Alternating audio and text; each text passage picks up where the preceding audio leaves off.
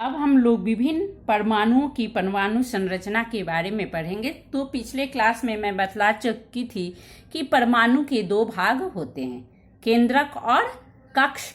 केंद्रक किसे कहते हैं? जहां पर प्रोटॉन और न्यूट्रॉन जो है उपस्थित रहता है, यानी परमाणु के बीच का भाग जिसमें परमाणु का समस्त भार स्थित होता है उसे केंद्रक या नाभिक कहते हैं। दूसरा जो है वह है कक्ष।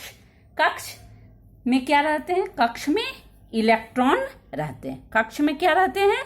इलेक्ट्रॉन उपस्थित रहते हैं। तो केंद्रक के बाहर चारों ओर स्थित वृत्ताकार पथ जिससे होकर इलेक्ट्रॉन घूमते हैं उसे क्या कहते हैं? कक्ष कहते हैं। और कक्ष की संख्या कितनी होती है? कक्ष की संख्या 7 होती है। उसका नाम क्या है? KLMNOPQ। ये 7 कक्ष हैं।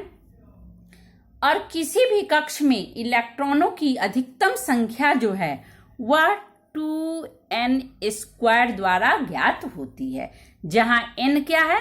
n बराबर कक्ष की संख्या, यानी यदि पहला कक्ष यानी K कक्ष यदि होगा तो इसमें इलेक्ट्रॉन की संख्या यानी K कक्ष में पहले कक्ष में इलेक्ट्रॉन कितने पाए जाएंगे? 2 इलेक्ट्रॉन पाए जाएंगे। दूसरे कक्ष में यानी L कक्ष में कितने इलेक्ट्रॉन पाए जाएंगे? तो 8।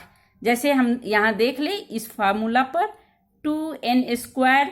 n क्या है? कक्षों की संख्या यानी 2 × 1 का होल स्क्वायर इक्वल टू 2। यदि दूसरे कक्ष के लिए लेते हैं तो n के जगह पे 2, तो 2 दूनी 4 दूनी 8। उसी तरह यदि तीसरे कक्ष के लिए लेते हैं तो 3 × 9 दूनी 18, यानी कि m कक्ष यानी तीसरे कक्ष में कितने इलेक्ट्रॉन होंगे? तो 18। n कक्ष में कितने इलेक्ट्रॉन होंगे? 2 × 4 का होल स्क्वायर 4 चौक 16, 16 दूनी 32, यानी चौथे कक्ष में कितने इलेक्ट्रॉन होंगे? तो 32। इसी तरह हम लोग 7 कक्ष में कितने इलेक्ट्रॉन पाए जाएंगे इसकी संख्या हम लोग आसानी पूर्वक निकाल सकते हैं। तो कोई भी परमाणु अपने बाहरी कक्ष में 8 से अधिक इलेक्ट्रॉन को रख नहीं सकता है, चाहे उसके कक्ष की संख्या कुछ भी हो, सिर्फ हाइड्रोजन और हीलियम को छोड़कर। अब हम लोग परमाणुओं की संरचना के बारे में जानकारी प्राप्त करेंगे। तो हम लोग जानते हैं, जैसे हम सबसे पहले हाइड्रोजन परमाणु की संरचना बनाएंगे। तो हम लोग यहाँ अभी हम बतला चुके हैं कि प्रोटॉन को हम लोग प्लस चिन्ह के द्वारा, न्यूट्रॉन को सिर्फ राउंड कर देंगे, इसके बीच में कोई चिन्ह नहीं रहेगा क्योंकि यह क्या है? न्यूट्रल है यानी उदासीन है। और इलेक्ट्रॉन पर माइनस आवेश पाया जाता है, इसलिए इसे हम माइनस चिन्ह के द्वारा निर्देशित करते हैं। तो हम पिछले क्लास में भी यानी पहले भी बतला चुके हैं कि परमाणु संख्या किसे कहते हैं। तो केंद्रक में उपस्थित प्रोटॉन की संख्या को परमाणु संख्या कहते हैं, और प्रोटॉन और न्यूट्रॉन की संख्या के योगफल को हम लोग मात्रा संख्या या मास नंबर कहते हैं। तो सबसे पहले चले हम लोग हाइड्रोजन का संरचना बनाएं। हाइड्रोजन, इसका संकेत क्या होगा? हम लोग जानते हैं इसका संकेत H होता है। अब जब इसे हम लोग यानी हाइड्रोजन मात्रा संख्या को हम लोग हमेशा ऊपर लिखते हैं और परमाणु संख्या को दाहिने तरफ हम लोग कहाँ लिखते हैं? नीचे। तो हाइड्रोजन का 1 परमाणु संख्या होता है और मात्रा संख्या भी 1 होता है, यानी मात्रा संख्या कितना होगा? 1। और परमाणु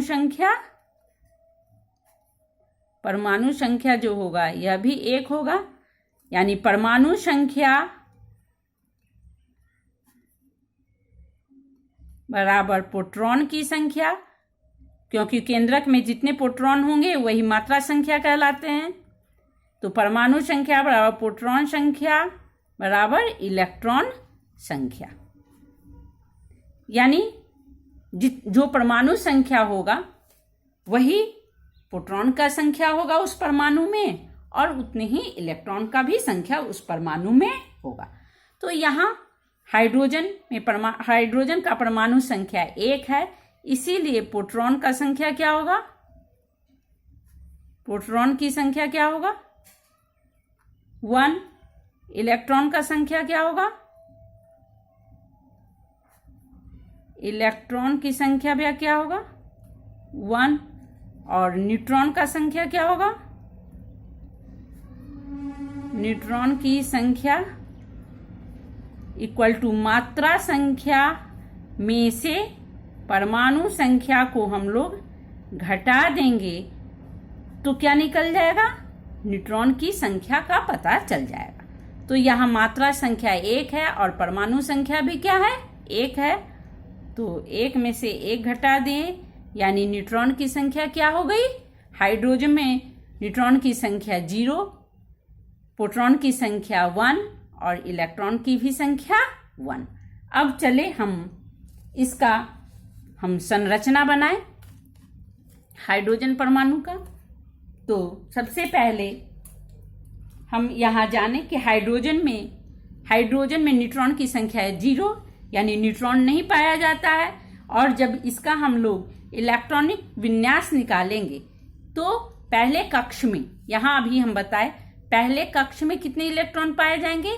2 इलेक्ट्रॉन, अधिकतम कितने? 2 इलेक्ट्रॉन पाए जाएंगे। तो यहाँ इसका इलेक्ट्रॉन संख्या कितना है? 1, यानी कक्ष की संख्या कितना होगा? 1 होगा। कक्ष कितना होगा? 1 होगा। यानी पहले कक्ष का नाम क्या होगा? तो पहले कक्ष का नाम क्या होगा? K होगा। अब इसका हम लोग संरचना बना रहे हैं।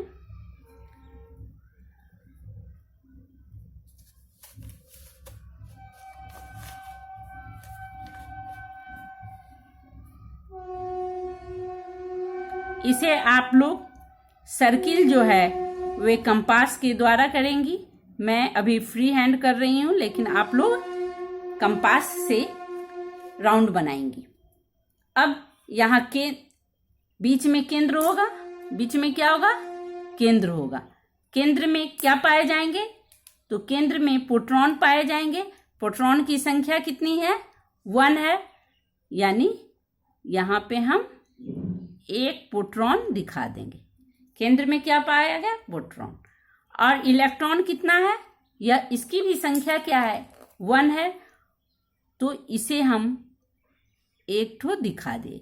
यानी हाइड्रोजन परमाणु का जब हम संरचना बना रहे हैं तो इसमें 1 इलेक्ट्रॉन को कक्ष में दिखा रहे हैं और 1 प्रोटॉन को हम लोग केंद्रक में दिखा रहे हैं। यह केंद्रक है और यह बाहरी हिस्सा जो बाहरी वाला भाग जो है उसे हम लोग कक्ष कहते हैं। और यह वृत्ताकार कक्ष किसे कहते हैं? तो वह वृत्ताकार पथ जहां इलेक्ट्रॉन जो है वे परिक्रमा करते हैं या घूमते रहते हैं, उसे हम लोग क्या बोलते हैं? कक्ष कहते हैं। तो यह हाइड्रोजन परमाणु का क्या हो गया? संरचना कहलाया। अब हम लोग कार्बन, इसी प्रकार अब हम लोग कार्बन परमाणु का संरचना बनाना सीखें।